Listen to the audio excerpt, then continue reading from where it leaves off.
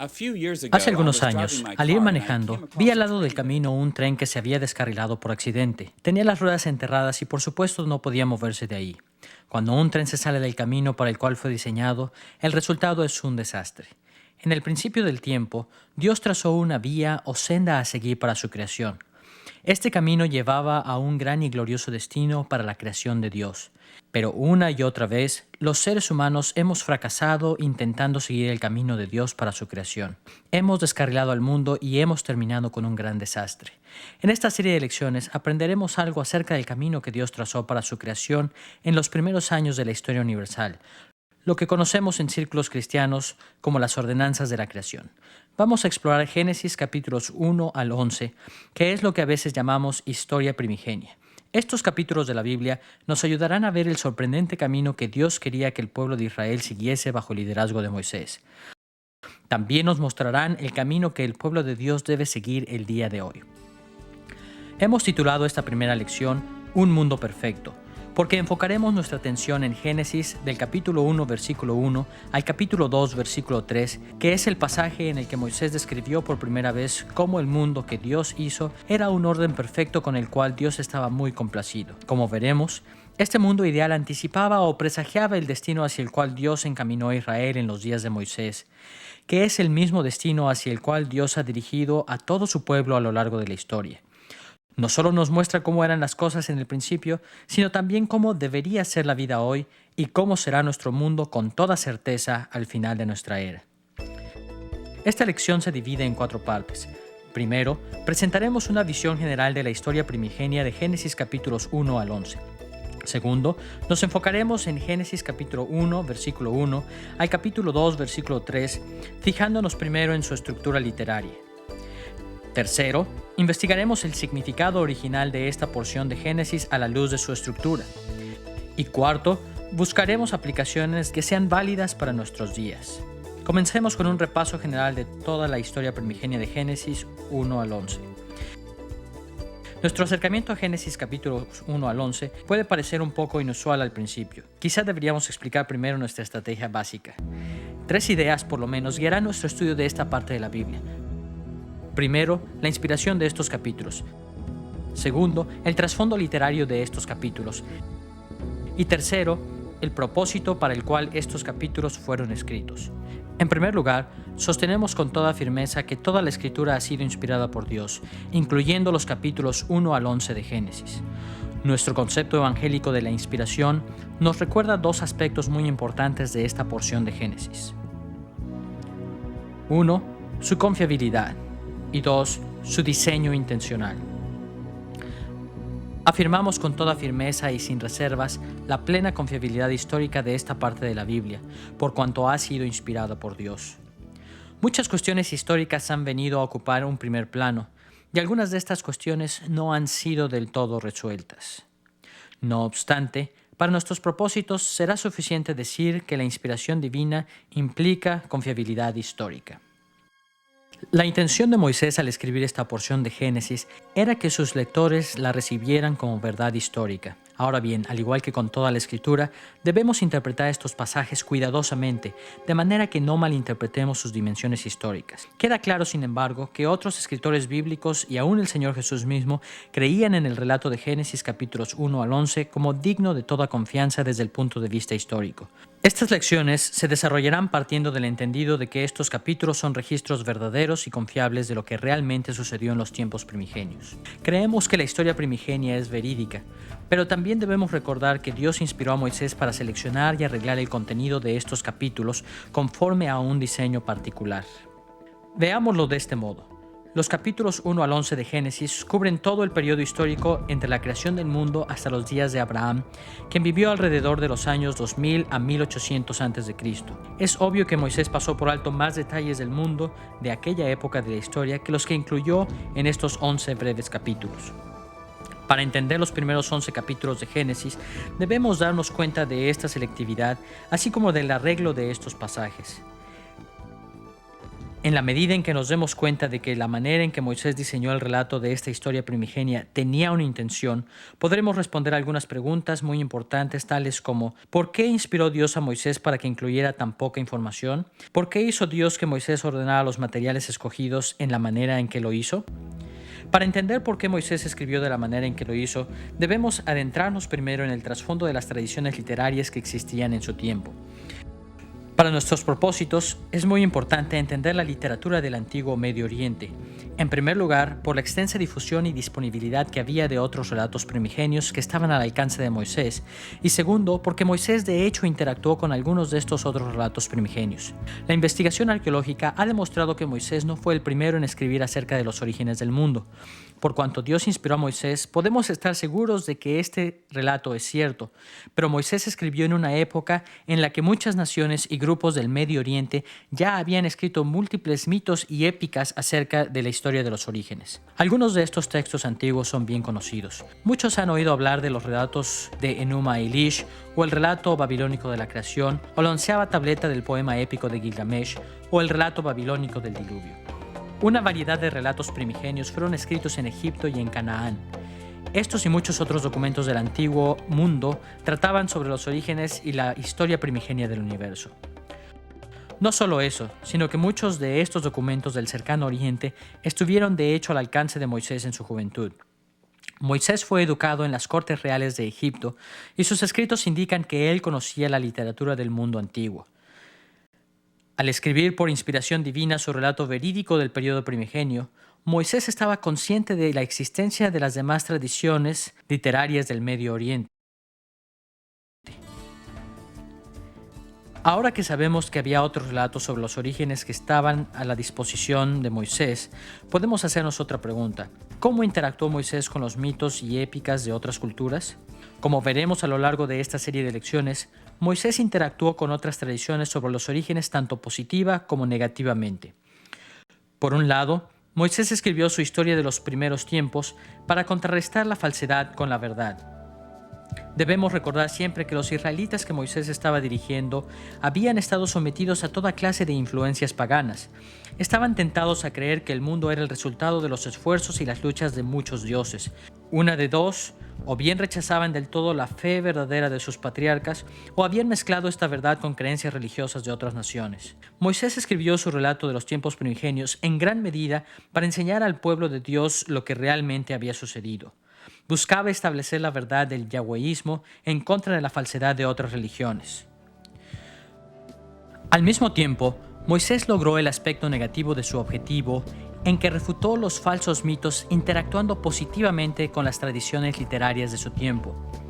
Sus escritos son intencionalmente parecidos a otros escritos del antiguo Medio Oriente, de manera que él podía comunicar la verdad de Dios de tal forma que Israel podía entender. Aunque existen muchas similitudes entre el relato de Moisés y algunos otros textos importantes, la investigación arqueológica reciente ha mostrado una dramática similitud con una tradición literaria en particular. Un documento muy importante fue publicado en 1969 bajo el título Atrahasis, la historia babilónica del diluvio. No podemos estar seguros de qué tan antiguo es este documento, pero es importante para nosotros debido a que reúne en una historia muchas piezas que anteriormente habían sido conocidas solamente en forma separada. La épica de Atrahasis sigue una estructura tripartita básica. Comienza con la creación de la humanidad. La creación de la humanidad es seguida por un registro de la historia temprana de la humanidad, enfocándose especialmente en la corrupción del mundo debida a la raza humana. Finalmente, esta corrupción es rectificada por medio de un juicio, el diluvio, y con un nuevo orden en el mundo. Este patrón básico, creación, corrupción y nuevo orden producido por el diluvio, debería sonarnos familiar a quienes estudiamos la Biblia. Es el mismo patrón básico que siguió Moisés en los capítulos 1 al 11 del Génesis. Podemos estar seguros de que Moisés escribió acerca de la historia del mundo como realmente sucedió, pero también debemos recordar que él podía haber descrito esa historia de muchas maneras. Es significativo el que Moisés haya seguido un patrón similar a aquel seguido por lo menos por otra tradición literaria de las que conocemos del antiguo Medio Oriente. Esta porción de Génesis se divide en tres partes. Creación ideal. Génesis capítulo 1, versículo 1 al capítulo 2, versículo 3. Segundo, la corrupción del mundo debido al pecado de la humanidad. Génesis capítulo 2, versículos 4 al capítulo 6, versículo 8. Y el diluvio y el nuevo orden. Génesis capítulo 6, versículo 9 al capítulo 11, versículo 9. Ahora podemos hacernos la tercera pregunta. ¿Por qué escribió Moisés los capítulos 1 al 11 de Génesis? ¿Qué era lo que quería comunicarle a Israel? A un nivel muy elemental, podemos estar seguros de que Moisés quería enseñar a Israel la verdad acerca del pasado. Quería que ellos supieran lo que Dios había hecho en los primeros años de la historia del mundo. Tal y como los mitos de otras naciones tenían el propósito de convencer a la gente de los puntos de vista presentados por esos mitos, Moisés buscaba convencer a Israel de la historicidad de su fe. Una vez que examinamos esto con más detenimiento, podemos ver, no obstante, un propósito adicional detrás de la historia primigenia de Moisés. Concretamente, él también quería ejercer influencia sobre Israel para que se conformasen a sí mismos a la voluntad de Dios. Este propósito adicional no es perceptible a primera vista de cualquiera que vea los capítulos 1 al 11 de Génesis. No obstante, dicho propósito va haciéndose cada vez más claro en la medida en que vamos dándonos cuenta de que otros relatos primigenios también compartían este propósito. Antes de que podamos entender el propósito de los relatos primigenios, debemos darnos cuenta de que muchas culturas del antiguo Cercano Oriente creían que el universo estaba estructurado o diseñado de conformidad con una sabiduría cósmica sobrenatural. Era, por lo tanto, responsabilidad de toda persona en la sociedad, desde el emperador hasta el esclavo, conformarse en la mayor medida posible a este orden divino. ¿Qué tiene que ver esto con los mitos primigenios y las épicas del antiguo Cercano Oriente? Las culturas que rodeaban a Israel tenían relatos primigenios que hablaban acerca de eventos muy cercanos al principio del tiempo. Hacían esto para explicar las estructuras que los dioses habían erigido en el mundo en los tiempos antiguos. Sin embargo, el interés de sus tradiciones concernientes al mundo primigenio no se limitaba meramente a lo relativo a la historia primitiva del mundo. Estos relatos primigenios habían sido escritos para justificar los programas religiosos y sociales de estos tiempos. No debemos olvidar que los antiguos no pensaban como nosotros, particularmente por lo que se refiere a religión y sociedad. Generalmente, la gente moderna evalúa su religión desde un punto de vista emocional o científico. Tendemos a pensar que el orden social es el resultado de guerras y movimientos políticos, pero la gente del tiempo de Moisés no veía el mundo de esa manera. En aquellos tiempos, los líderes políticos y religiosos creían que sus prácticas estaban arraigadas en el orden del cosmos, de manera que justificaban sus políticas apelando a las estructuras establecidas por los dioses en el principio. Escribían sus relatos primigenios para mostrar que sus prácticas estaban en armonía con la trama del universo. Como veremos en estas lecciones, Moisés escribió los capítulos 1 al 11 de Génesis por razones similares. Por otro lado, Moisés escribió su historia primigenia enfocándose explícitamente en la forma en que Jehová había creado y ordenado el mundo en los tiempos antiguos. Desde la creación hasta la Torre de Babel, Moisés estaba relatándole a Israel lo que había sucedido hacía mucho tiempo. Sin embargo, la razón por la que hacía esto no era un simple interés histórico. Al ir guiando a los israelitas desde Egipto hacia la tierra prometida, Moisés se enfrentó a muchos opositores que pensaban que él había llevado al pueblo de Israel por el camino equivocado. En respuesta a esta oposición, la historia primigenia demostraba que las políticas y metas de Moisés para Israel estaban de acuerdo con el verdadero diseño del universo. Consecuentemente, resistirse al programa de Moisés era resistirse a las ordenanzas de Dios. En su registro de la creación ideal, Génesis capítulo 1, versículo 1 al capítulo 2, versículo 3, Moisés mostraba que Israel estaba en efecto moviéndose en la dirección del ideal de Dios al ir hacia Canaán. En su registro de la corrupción del mundo, en Génesis capítulo 2, versículo 4 al capítulo 6, versículo 8, Moisés mostró cómo Egipto era un lugar de corrupción y penalidades, resultado de la maldición de Dios sobre el pecado. Finalmente, en su registro del diluvio y del nuevo orden resultante, en Génesis capítulo 6, versículo 9 al capítulo 11, versículo 9, Moisés mostró a Israel que los estaba llevando a un nuevo orden lleno de bendiciones, tal y como Noé antes que él había traído un nuevo orden y bendiciones al mundo. Estos hechos primigenios justificaban plenamente la visión de Moisés para el futuro de Israel. Si Moisés podía convencer a Israel de estas verdades, entonces los fieles de Israel se alejarían de Egipto y tomarían la tierra de Canaán como su herencia divina. Habiendo introducido nuestro acercamiento general a la historia primigenia de Génesis capítulo 1 al 11, podemos ver ahora los detalles de la primera sección de Génesis. El mundo ideal de Dios descrito en Génesis capítulo 1, versículo 1 al capítulo 2, versículo 3. Lo primero que viene a la mente de muchos evangélicos cuando hablamos de los primeros capítulos de la Biblia son todas las controversias que existen en torno a su interpretación. ¿Creó Dios el mundo en 6 días ordinarios? ¿Eran los días de Génesis capítulo 1 grandes épocas o eras?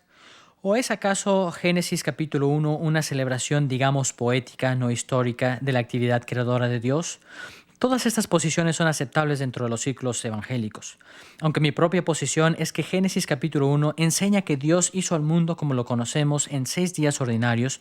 No todos los cristianos que creen en la Biblia sostienen esta postura. Sin embargo, al acercarnos a las primeras páginas de Génesis en nuestras lecciones, nuestro interés no se centra tanto en este tipo de cuestiones históricas.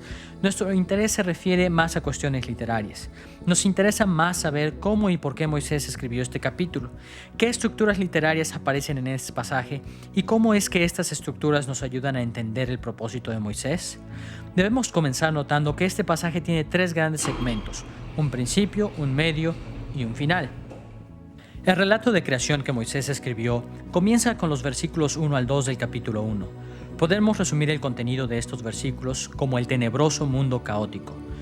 Los versículos 3 al 31 del capítulo 1 forman la sección media de este material, la cual contiene los llamados 6 días de creación, durante los cuales Dios puso orden en la creación, o 6 días poniendo orden. Finalmente, en el capítulo 2, versículo 1 al 3, tenemos el Sabbat o día de reposo, al que nos referiremos aquí como el mundo ideal. Primero exploraremos las 3 porciones de esta estructura en esta lección, comenzando con el tenebroso mundo caótico. En segundo lugar, investigaremos la última sección, la cual tiene que ver con el mundo ideal. Y finalmente, exploraremos los 6 días en que Dios puso orden. Veamos primero el tenebroso mundo caótico. Al revisar la primera porción del capítulo 1 de Génesis, observamos una importante tensión dramática entre el caos que cubre la tierra y el Espíritu de Dios.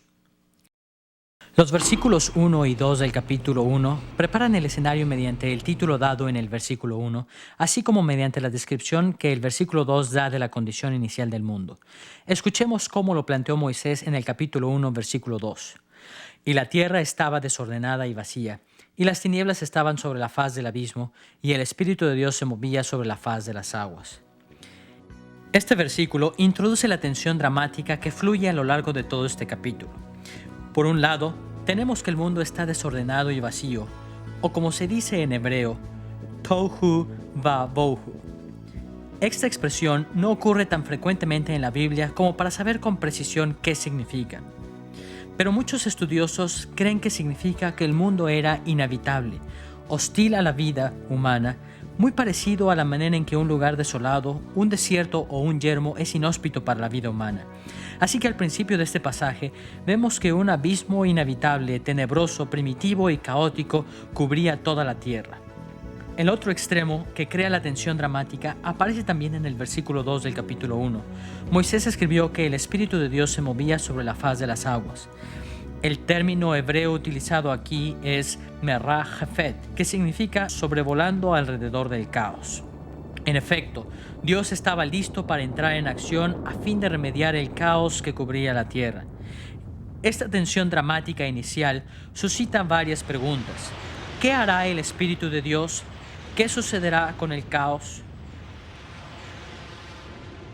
Teniendo en mente esta tensión dramática inicial en los primeros versículos, podemos entonces apreciar la resolución de la misma en la sección final del relato de creación de Moisés, el mundo ideal en Génesis capítulo 2, versículos 1 al 3. La estructura de esta sección es muy sencilla.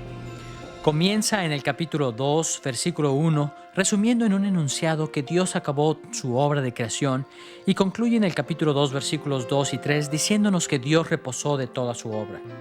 En Génesis capítulo 2, versículos 2 al 3, leemos estas palabras. Y acabó Dios en el día séptimo la obra que hizo, y reposó el día séptimo de toda la obra que hizo, y bendijo Dios al día séptimo y lo santificó. Cuando Moisés describió a Dios asumiendo el reposo sabático, otorgando una bendición especial a ese día y haciéndolo santo. Lo que estaba haciendo era declarar que había sido resuelta la tensión existente entre el caos y el Espíritu de Dios que había sobrevolado dicho caos. Dios había subyugado a la oscuridad, había dominado al abismo caótico y se deleitaba en el mundo ideal que había ordenado. La historia de la creación concluye con esta visión placentera y apacible de un universo en perfecta armonía. Ahora que hemos visto cómo comienza y termina el relato de creación, veamos la porción media de este pasaje, la cual describe cómo fue resuelta la tensión entre el mundo caótico y el Espíritu de Dios que lo sobrevolaba. Este pasaje enseña que Dios subyugó el caos ordenando el mundo conforme a un plan maravilloso de 6 días descrito en los versículos 3 al 31 del capítulo 1 de Génesis. El foco de atención de este material se hace manifiesto cuando leemos repetidamente que Moisés introduce acciones con la frase «y dijo Dios». Esto se debe a que Dios es el personaje principal de este material y su poderosa palabra es el centro de atención de estos versículos. La mera palabra de Dios puso un orden magnífico en el mundo. A diferencia de muchos de los dioses mitológicos de otras culturas, el Dios de Israel no enfrentó dificultades o luchas al crear. Dios simplemente habló y el mundo fue debidamente ordenado. Más aún, el orden establecido por Dios mediante su palabra manifestaba su poderosa sabiduría. Dios ordenó el mundo de la mejor manera conforme a su sabiduría. Muchos intérpretes han reconocido que los días en que Dios puso orden a la creación se dividen en 2 conjuntos de 3 días, los días 1 al 3 y los días 4 al 6. La relación entre estos 2 conjuntos de días ha sido descrita de muchas maneras y existen múltiples interconexiones. Una forma útil de introducirnos a estos patrones es partiendo de la descripción de la tierra en Génesis capítulo 1, versículo 2. Recordemos que Moisés dijo que la tierra estaba tohu vavohu, o desordenada y vacía. Estos términos pueden ser usados para explicar lo significativo de los 2 conjuntos de 3 días. Por un lado, durante los 3 primeros días, Dios se ocupó del hecho de que la tierra estaba desordenada o sin forma, es decir, que Dios dio forma a su creación al separar un área de otra y al formar esferas o dominios dentro de su creación. Por otro lado, durante los 3 últimos días, Dios se ocupó del hecho de que el mundo caótico estaba vacío o sin contenido. La solución de Dios fue llenar los diversos dominios que había creado con habitantes. Pensemos acerca de los 3 primeros días. En el día primero, Dios separó el dominio del día del de la noche. Aún antes de que hubiera sol, Dios hizo que la luz brillara en la oscuridad, en el tenebroso mundo caótico. En el día segundo, Dios separó el área de las aguas debajo y el de las aguas que están por encima de la tierra, extendiendo un firmamento o domo por encima de la tierra. Esta acción divina causó lo que ahora llamamos la atmósfera de nuestro planeta, separando las aguas en la tierra de la humedad arriba en el cielo. En el día tercero, Dios separó el territorio correspondiente a la tierra seca de los mares. Los océanos fueron acumulados en ciertas regiones del planeta y apareció la tierra seca. La vegetación comenzó a crecer en la tierra seca. Así fue como Dios dio forma a un mundo desordenado en los 3 primeros días. Erigió los dominios de la luz y las tinieblas, el cielo separando las aguas de arriba de las aguas de abajo y la tierra seca. De acuerdo con el registro de Moisés, una vez que Dios se ocupó de la falta de forma de la tierra, creando dominios durante estos 3 primeros días, se ocupó entonces de la vacuidad de la tierra en los 3 últimos días, poniendo habitantes en estos dominios.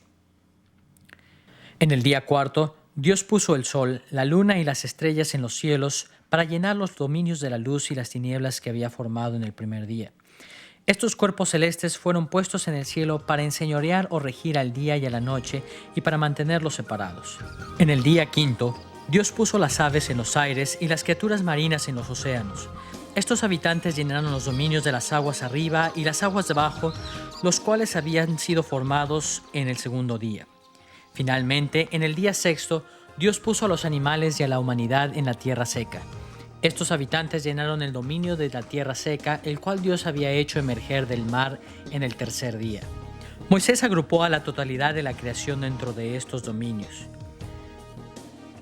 En una palabra, durante esos 6 días, Dios estuvo poniendo un orden espléndido al mundo caótico en tinieblas. Su obra fue tan maravillosa que 6 veces dice que lo que había hecho era bueno. Y de una vez que puso a la humanidad para vivir en la tierra seca, dice que eso era bueno en gran manera.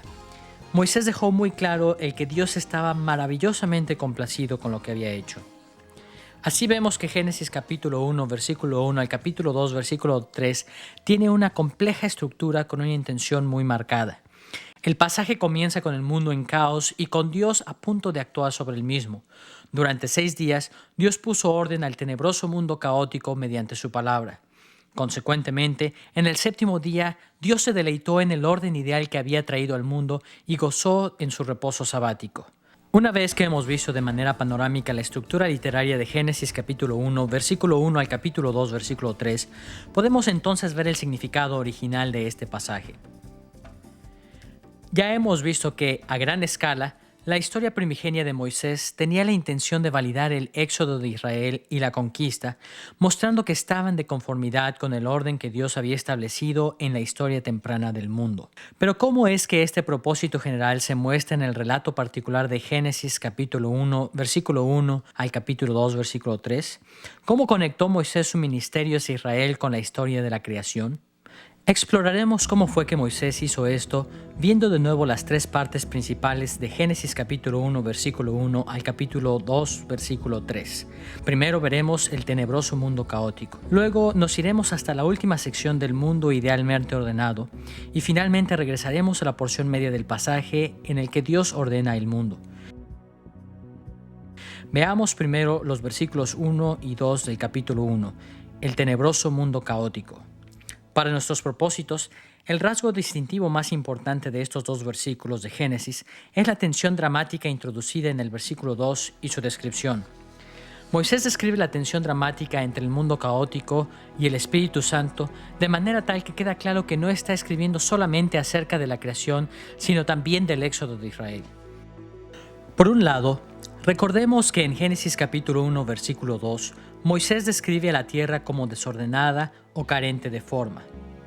Por otro lado, describe al Espíritu de Dios sobrevolando o moviéndose por encima. Cuando vemos otro pasaje en el que Moisés alude a este cuadro dramático de Génesis, podemos entender cuán significativa es esta escena. En Deuteronomio capítulo 32, versículos 10 al 12, Moisés usó la terminología de Génesis capítulo 1, versículo 2 para llamar especial atención a la conexión entre el éxodo de Israel y el relato de la creación. Escuchemos lo que dice en estos versículos. Jehová le halló en tierra de desierto y en yermo de horrible soledad. Lo trajo alrededor, lo instruyó, lo guardó como a la niña de su ojo. Como el águila que excita su nidada, revolotea sobre sus pollos, extiende sus alas, los toma, los lleva sobre sus plumas. Jehová solo le guió, y con él no hubo Dios extraño. Estos versículos son importantes porque de todos sus escritos, este es el único lugar en donde Moisés volvió a usar los términos que traducimos desordenada y se movía sobre. En el versículo 10, el término traducido como yermo es la palabra hebrea tohu, que aparece en Génesis capítulo 1, versículo 2 como desordenada. También, el término traducido como revolotea en el versículo 11 es la palabra hebrea merah jafet, que se usa en Génesis capítulo 1, versículo 1, que habla del Espíritu de Dios que se movía sobre la faz de las aguas. Moisés puso esos términos uno con otro en Deuteronomio 32 a fin de conectar sólidamente dicho capítulo con Génesis capítulo 1, versículo 2. Pero ¿cómo es que el uso de estos términos establece esta conexión? ¿Cuál es el significado de las palabras yermo y revolotear en Deuteronomio 32, versículos 10 al 12? En primer lugar, Moisés aplicó el término yermo a Egipto. En el capítulo 32, versículo 10 leemos, Jehová le halló en tierra de desierto y en yermo de horrible soledad. En segundo lugar, Moisés usó el término revolotear para referirse a la presencia de Dios con Israel. Moisés puso esos términos uno con otro en Deuteronomio 32 a fin de conectar sólidamente dicho capítulo con Génesis capítulo 1, versículo 2. Pero ¿cómo es que el uso de estos términos establece esta conexión? ¿Cuál es el significado de las palabras yermo y revolotear en Deuteronomio 32, versículos 10 al 12? En primer lugar, Moisés aplicó el término yermo a Egipto. En el capítulo 32, versículo 10 leemos, Jehová le halló en tierra de desierto y en yermo de horrible soledad. En segundo lugar, Moisés usó el término revolotear para referirse a la presencia de Dios con Israel. probablemente en la columna de nube y en la columna de fuego, al ir dirigiendo a la nación hacia la tierra prometida. En el capítulo 32, versículo 11, leemos lo siguiente: lo guardó como a la niña de su ojo, como el águila que excita su nidada revolotea sobre sus pollos. Es así como podemos ver que los versículos 10 y 11 de Deuteronomio 32 son el comentario que Moisés hace sobre su propia obra en Génesis capítulo 1, versículo 2. Ello nos proporciona un mejor entendimiento de las intenciones de Moisés al escribir el capítulo 1 de Génesis. Deuteronomio capítulo 32 nos ayuda a comprender cómo Moisés veía una situación paralela entre la creación y la liberación de Israel de manos de Egipto. Moisés estaba diciéndoles a sus lectores que tanto la creación como la liberación de Israel del cautiverio en Egipto involucraban mundos caóticos e inhabitables. También les decía que Dios se movía en el caótico mundo primigenio de la misma forma en que revoloteaba sobre Israel cuando lo liberó de Egipto. A partir de estos paralelos entre la creación y el Éxodo, podemos ver que Moisés escribió acerca del tenebroso mundo caótico, no meramente para decirle a Israel acerca de la creación, sino para presentar la obra de Dios en la creación también como un prototipo, un patrón, un paradigma que explicaba lo que Dios estaba haciendo en favor de la nación de Israel en su tiempo. Cuando Moisés escribió acerca de la obra original en la creación, lo hizo con el fin de mostrar a sus lectores que no habían cometido un error al salir de Egipto para seguirlo. Por el contrario, el relato de la creación demostraba cómo su liberación de Egipto, yendo a la porción final del relato de creación, el mundo ideal en perfecto orden en Génesis capítulo 2 versículos 1 al 3. Recordemos que la historia de la creación termina cuando Dios entra en su reposo. El término hebreo para reposo en Génesis capítulo 2 versículo 2 es Shabbat, o como nosotros decimos, Sabbat, sábado o día de reposo. Esta terminología conecta la historia de la creación con el éxodo de Israel de una manera adicional.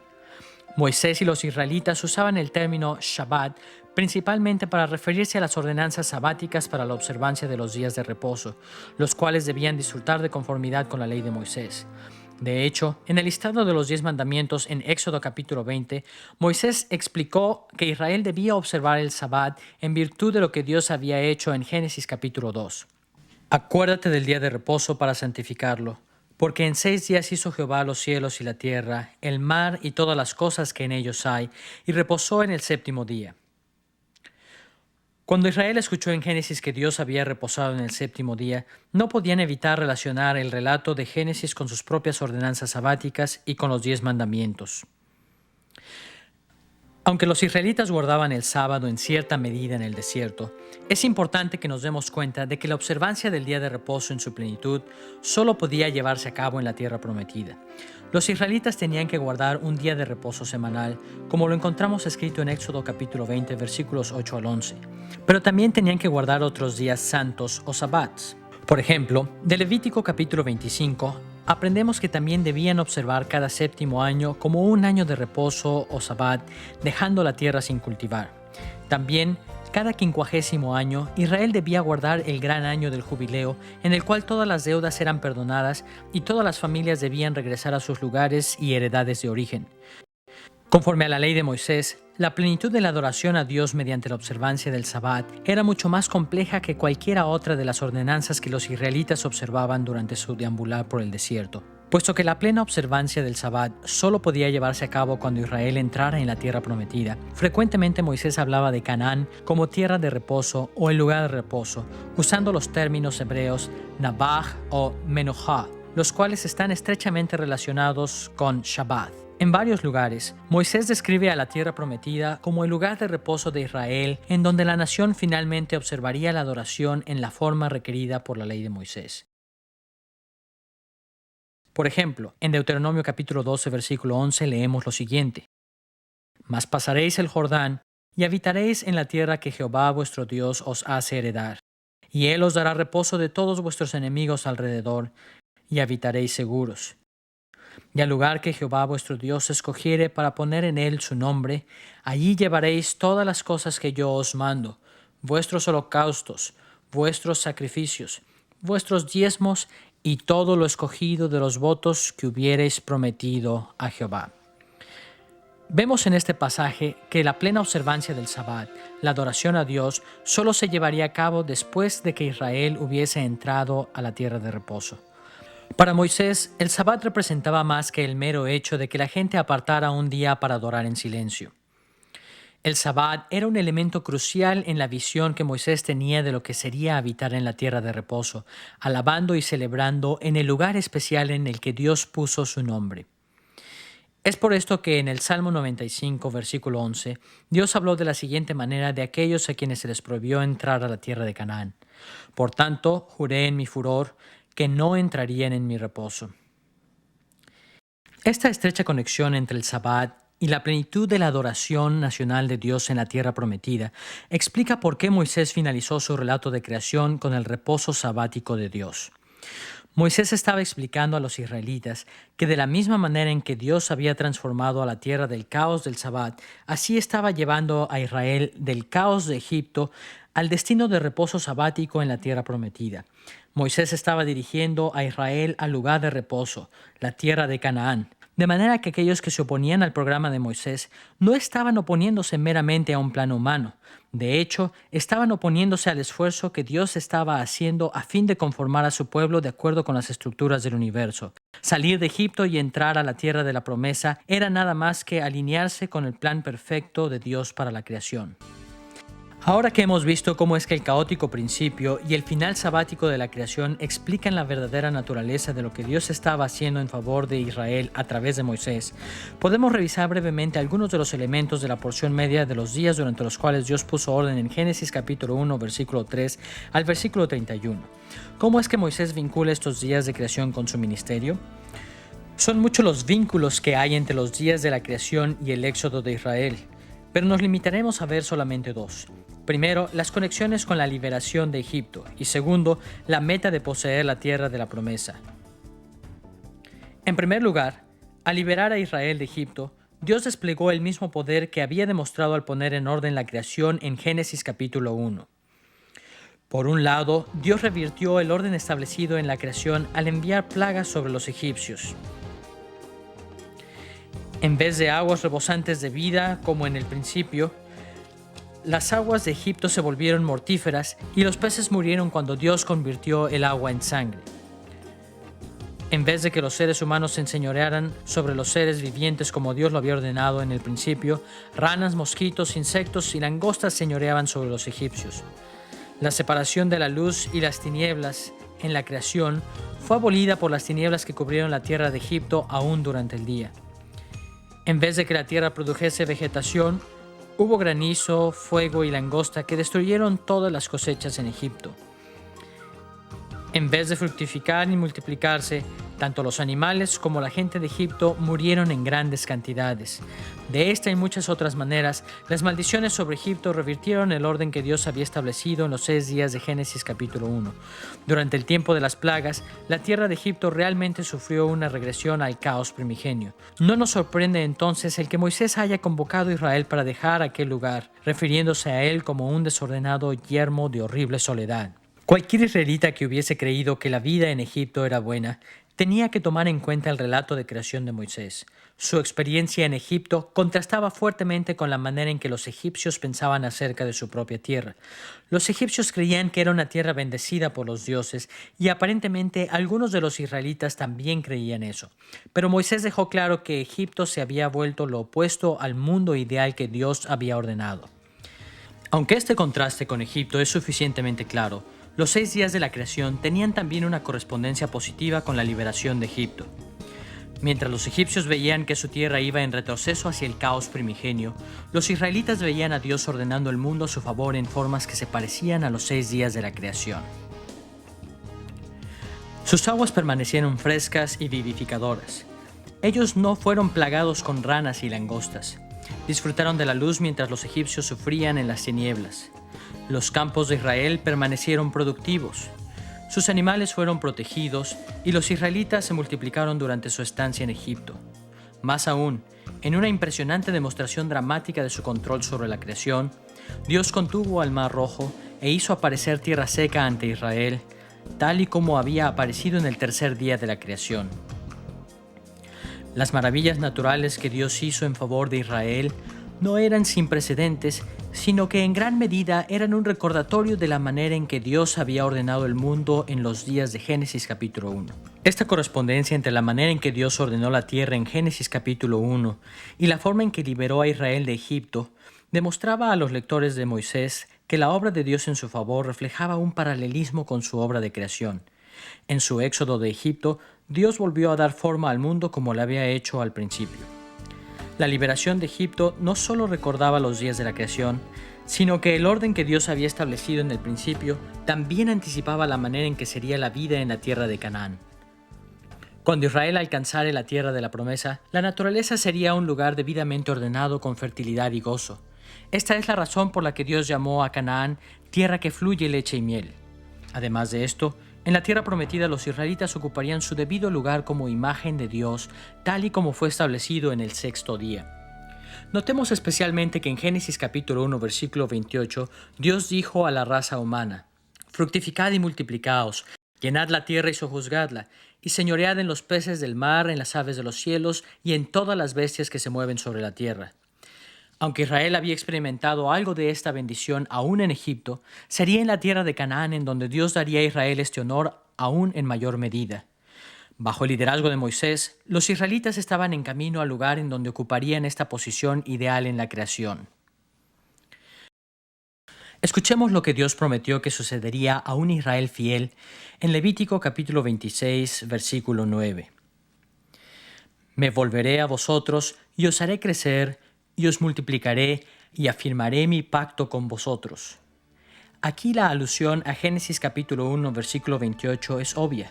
Dios dijo en Génesis capítulo 1, versículo 28, «Fructificad y multiplicaos, llenad la tierra y sojuzgadla, y señoread en los peces del mar, en las aves de los cielos, y en todas las bestias que se mueven sobre la tierra».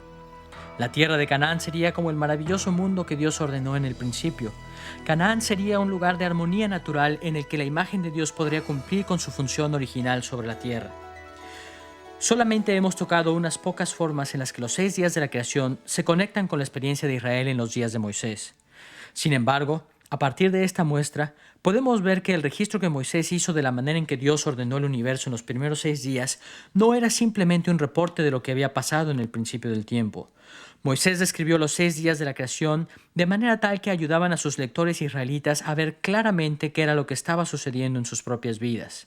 Tal y como Dios había transformado el cosmos de caos en sábado, dando orden a la naturaleza de determinadas maneras, Dios estaba tomando a Israel del caos de Egipto al descanso sabático en Canaán, reordenando el mundo en su favor. Solamente podemos imaginarnos la reacción de los israelitas fieles cuando escuchaban a Moisés decirles acerca de la creación del mundo. Se dieron cuenta de que lo que les estaba pasando no era accidental. Redimiéndolos de Egipto y llevándolos a Canaán, Dios estaba moviéndose en el mundo como lo había hecho en el principio para poner un orden ideal en el universo. La salvación de Israel era una recreación y debían seguir a Moisés hacia experiencias más y más grandiosas de esa recreación. Ahora que hemos visto el significado original de Génesis capítulo 1, versículo 1 al capítulo 2, versículo 3, podemos abordar nuestro último tópico: las aplicaciones del relato de creación para nuestros días. Al aplicar este texto, seguiremos de cerca las formas en que el Nuevo Testamento desarrolló los temas de este pasaje. Los escritores del Nuevo Testamento se apoyaron mucho en Génesis capítulo 1 para enseñar acerca de la creación que Dios hizo de este mundo, manifestando claramente que creían en la confiabilidad del relato de Moisés. Sin embargo, así de importante como es esto, los autores del Nuevo Testamento también escribieron acerca del propósito central de Moisés en la forma en que lo hemos bosquejado en esta lección. Tal y como Moisés vio a la creación como un prototipo de la redención de Israel de Egipto, el Nuevo Testamento ve a Génesis capítulo 1, versículo 1 al capítulo 2, versículo 3 como un prototipo de una redención mucho más grande, la salvación que viene en Cristo. El Nuevo Testamento enseña que todas las experiencias de salvación y juicio que Israel vio en los días del Antiguo Testamento anticipaban el gran día final en que Dios traería salvación y juicio a través de su Hijo Jesús. Esta creencia llevó a los escritores del Nuevo Testamento a acercarse al relato de Moisés enfocándose de manera especial en Cristo. Tal y como Israel tenía que ver su propio éxodo a la luz de la creación, los escritores del Nuevo Testamento veían a Cristo a la luz de la creación. Cuando exploramos la enseñanza neotestamentaria de la obra redentora de Cristo, debemos recordar que los escritores del Nuevo Testamento se dieron cuenta de que Cristo no trajo redención al mundo súbitamente o de una vez por todas en un solo instante. En vez de ello, se dieron cuenta de que Cristo trae gran salvación y gran juicio al mundo en tres diferentes etapas de su reino que se conectan entre sí. En primer lugar, cuando Cristo vino por primera vez a la tierra, fue mucho lo que llevó a cabo concerniente a la salvación de su pueblo. Podemos llamar a este periodo de la primera venida de Cristo la inauguración del reino. El Nuevo Testamento presenta la vida, muerte, resurrección y ascensión de Cristo, así como el Pentecostés y el ministerio de los apóstoles que pusieron los cimientos, como el inicio de la gran redención en Cristo. En segundo lugar, los escritores del Nuevo Testamento entendieron que el reino de Cristo continúa aun cuando Él ha dejado la tierra. Durante este tiempo, la gracia salvífica de Cristo se extiende por el mundo a través de la predicación del Evangelio. La continuación de la salvación en Cristo comprende toda la historia de la Iglesia después de los apóstoles y hasta el retorno de Cristo. En tercer lugar, el Nuevo Testamento enseña que la salvación vendrá en su plenitud en la consumación del reino. Cuando Cristo regrese en gloria, veremos su victoria sobre la perversidad. Los muertos en Cristo resucitarán y reinaremos el mundo con Él. La salvación que comenzó con la primera venida de Cristo y que continúa hoy será completada cuando vuelva en la consumación. Estas tres etapas del reino de Cristo son tan importantes para entender la forma en que los escritores neotestamentarios escribieron acerca del relato de creación, que debemos revisar cada una por separado. Siguiendo el ejemplo de Moisés cuando escribió a Israel, los escritores neotestamentarios aplicaron el relato de creación de Génesis a la salvación en Cristo en la inauguración, la continuación y la consumación del reino de Cristo. Revisemos primero la inauguración del reino. ¿Cómo es que el Nuevo Testamento usa la creación como una lente para interpretar la inauguración del reino de Cristo? En varias ocasiones el Nuevo Testamento habla de la primera venida de Cristo como la obra de Dios en la recreación del cosmos. Consideremos en primer lugar las palabras de apertura del Evangelio según San Juan. En Juan capítulo 1, versículo 1 al 3 leemos lo siguiente: En el principio era el Verbo, y el Verbo era con Dios, y el Verbo era Dios. Esta era en el principio con Dios. Todas las cosas por Él fueron hechas, y sin Él nada de lo que ha sido hecho fue hecho. Notemos que Juan comienza su evangelio con la frase «en el principio». Todos nos damos cuenta de que estas palabras vienen de las palabras con que inicia Génesis capítulo 1, versículo 1, en donde Moisés escribió «En el principio creó Dios los cielos y la tierra». De entrada, Juan pone a sus lectores en el marco del relato de creación de Génesis. Juan siguió adelante diciendo que Cristo era la persona de la Trinidad que había hecho todas las cosas. Él era la palabra de Dios hablada en la creación por medio de la cual el mundo fue hecho en el principio. Aunque estos versículos comienzan con una referencia clara a la historia de la creación, al seguir leyendo Juan capítulo 1, encontraremos que Juan cambió sutilmente del Génesis a otro conjunto de eventos que son paralelos a la creación en Génesis. Escuchemos lo que Juan escribió en los versículos 4 al 5 del capítulo 1. En él estaba la vida, y la vida era la luz de los hombres. La luz en las tinieblas resplandece, y las tinieblas no prevalecieron contra ella. En este punto, Juan continuó usando los temas de Génesis capítulo 1, especialmente el tema de la luz, que Dios trajo al tenebroso mundo caótico en el primer día. No obstante, en lugar de hablar simplemente de Jesús como la luz de Génesis capítulo 1, Juan hizo referencia a la encarnación de Cristo como la luz que resplandece en las tinieblas del mundo causadas por el pecado. Mediante esta transición de la creación a la venida de Cristo, Juan reveló que en el resplandor de Cristo en contra de las tinieblas pecaminosas del mundo, Dios se movió en contra del caos del mundo tal y como lo había hecho en el principio. Un tema similar aparece en la segunda carta a los Corintios capítulo 4 versículo 6. Allí, Pablo explica la gloria de su ministerio de esta manera. Porque Dios, que mandó que de las tinieblas resplandeciese la luz, es el que resplandeció en nuestros corazones para iluminación del conocimiento de la gloria de Dios en la faz de Jesucristo. Aquí Pablo hizo referencia directamente a Génesis capítulo 1 en las palabras Dios que mandó que de las tinieblas resplandeciese la luz. Primero se enfocó en el orden original de la creación con la aparición de la luz, pero luego atrajo la atención hacia un paralelo importante con la historia de la creación. Dios también resplandeció en nuestros corazones cuando la gloria de Dios fue vista en la faz de Jesucristo. El apóstol dijo que la inauguración del reino de Cristo, cuando la faz de Cristo podía ser vista en la tierra, podía ser mejor entendida relacionándola con el prototipo de la obra creadora de Dios en el principio. La misma gloria que Dios manifestó en la aparición de la luz en el principio, también fue revelada en la primera venida de Cristo a este mundo de tinieblas. A partir de estos dos pasajes, encontramos un elemento esencial en el acercamiento cristiano al relato de creación de Moisés. Los seguidores de Cristo encuentran en Génesis capítulo 1 un retrato, una anticipación de lo que Dios hizo en la primera venida de Cristo, es decir, la inauguración del reino. En gran medida, nosotros enfrentamos la clase de tentación que enfrentaron los israelitas que seguían a Moisés. Dios hizo algo maravilloso cuando Cristo vino por primera vez a este mundo, tal y como lo hizo cuando libertó a Israel de manos de Egipto. Sin embargo, con frecuencia erramos al no darnos cuenta de la magnificencia de la obra de Dios en Cristo hace 2000 años. Desde un punto de vista meramente humano y desinformado, la vida de Cristo no parece muy importante. Puede ser fácilmente desechada como uno de muchos otros eventos insignificantes que ocurrieron en aquellos tiempos. Cuando nos vemos tentados a pensar de esta manera acerca de Cristo, debemos recordar la perspectiva del Nuevo Testamento. La aparición de Cristo en la tierra fue el principio de la obra final mediante la cual Dios pondrá orden en el mundo. Dios estaba liberando al mundo de las tinieblas caóticas del pecado y de la muerte.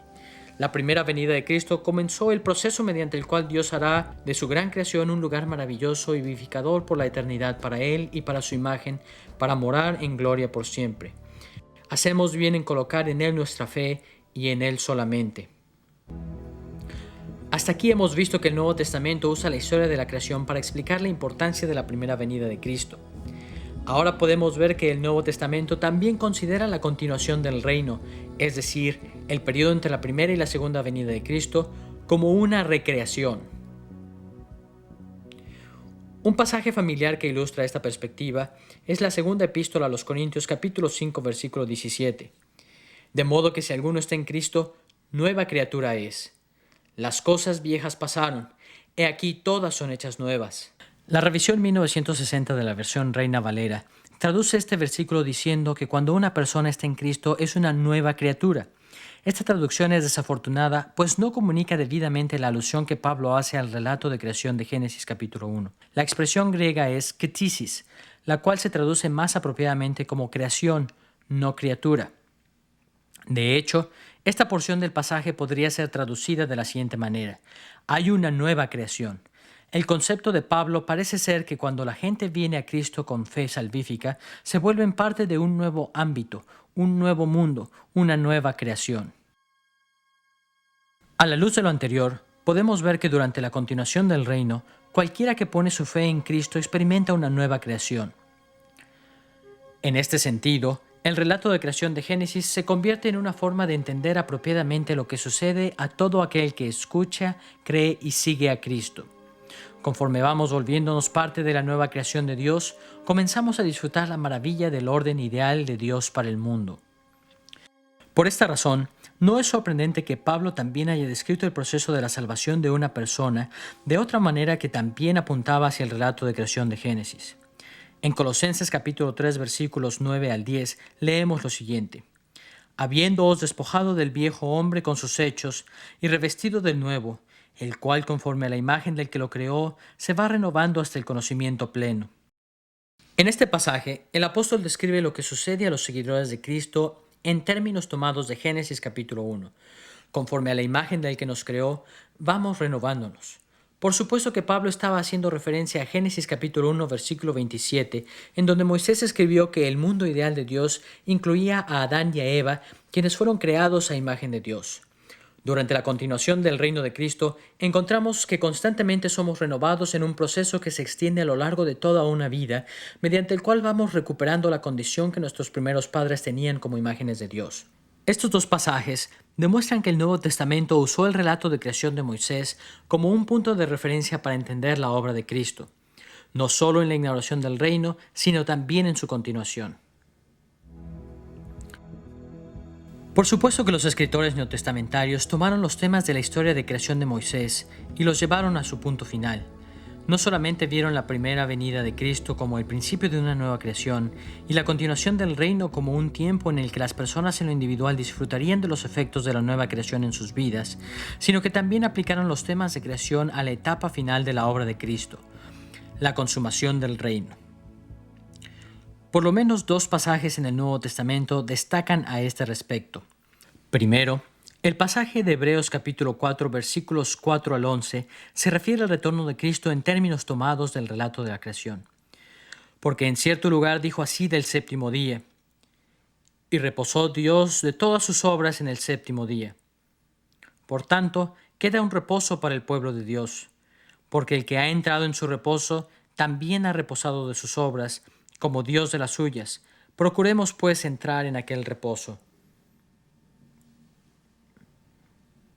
Tal y como Moisés usó el día de reposo de Dios en Génesis capítulo 2 versículos 2 y 3 para estimular a Israel rumbo a Canaán, la tierra de reposo, el escritor de Hebreos vio el Sabbat de Dios como un prototipo ideal de la redención última que experimentaremos cuando Cristo vuelva. De la misma manera en que Dios ordenó idealmente el mundo en el principio y eso trajo como consecuencia gozo sabático, cuando Cristo regrese en gloria, Él reordenará el mundo y dará a su pueblo el gozo del descanso sabático final. Mientras anhelamos ese día, se nos dice que debemos procurar entrar en aquel reposo, el cual vendrá cuando Cristo vuelva. Finalmente, uno de los pasajes más magnificentes que identifican la segunda venida de Cristo en términos del relato de creación de Moisés es Apocalipsis capítulo 21, versículo 1. Escuchemos la manera en que Juan aplicó los temas de creación al retorno de Cristo. Vi un cielo nuevo y una tierra nueva, porque el primer cielo y la primera tierra pasaron, y el mar ya no existía más. Juan habló de un cielo nuevo y una tierra nueva. Esta frase nos recuerda a Génesis capítulo 1, versículo 1, en donde se registra que Dios creó los cielos y la tierra. Más aún, Juan dijo que en este nuevo mundo no existiría más el mar. Recordamos cómo en Génesis capítulo 1, versículo 9, Dios restringe al mar, manteniéndolo dentro de sus límites de manera que la tierra seca pudiese formar un hábitat seguro para la raza humana. En el nuevo mundo, después del retorno de Cristo, encontramos que los mares salados serán removidos por completo de la tierra y reemplazados con aguas vivificadoras. La obra de Cristo es similar a los días de creación en Génesis capítulo 1, pero en Cristo Dios irá mucho más lejos, consumando el orden ideal. El universo entero será recreado en cielos nuevos y tierra nueva, y Dios y su pueblo gozarán juntos el nuevo orden ideal. Desafortunadamente, los cristianos desconectan frecuentemente su esperanza eterna de la creación. Asumimos que pasaremos la eternidad en el mundo espiritual del cielo. Pero el Nuevo Testamento es muy claro a este respecto. Nuestro destino final es un regreso al Sabbat ordenado en el séptimo día de la creación. Pasaremos la eternidad en cielos nuevos y tierra nueva. Esta era la esperanza de Israel en los días de Moisés y aún es nuestra esperanza el día de hoy. Cuando seguimos la guía que nos proporciona el Nuevo Testamento, debemos acercarnos al primer capítulo de Génesis como algo más que un mero registro de lo que sucedió hace mucho tiempo. Es también un relato de lo que Dios ha hecho en la primera venida de Cristo, de lo que está haciendo ahora en nuestras vidas día tras día y de lo que un día consumará cuando Cristo vuelva. En cada una de las tres etapas del reino de Cristo, Dios se mueve en contra del caos del pecado y de la muerte en el mundo y en nuestras vidas. En la inauguración, continuación y consumación del reino, Dios coloca al mundo en el camino que lleva hacia el fin ideal, una maravillosa nueva creación para su pueblo. En esta lección hemos visto 4 ideas principales: el gran propósito de Génesis capítulos 1 al 11, la estructura y el significado original de Génesis capítulo 1 versículos 1 al capítulo 2 versículo 3 y la forma en que el Nuevo Testamento aplica los temas del relato de creación a Cristo y a nuestras vidas. Las implicaciones para nuestros días de este acercamiento al registro hecho por Moisés son impresionantes, por decirlo menos. Como cristianos viviendo en estos días, necesitamos ver cómo es que el propósito original de Moisés en Génesis se aplica a nuestras vidas en Cristo. Tal y como los israelitas que escucharon por primera vez estos capítulos de Génesis, nosotros también nos desalentamos fácilmente al seguir a Cristo en este mundo pecaminoso. Pero de la misma manera en que Moisés alentó a sus lectores a estar convencidos de que se encontraban en el camino al mundo ideal, nosotros también debemos alentarnos al andar por el sorprendente camino hacia este mundo ideal en Cristo.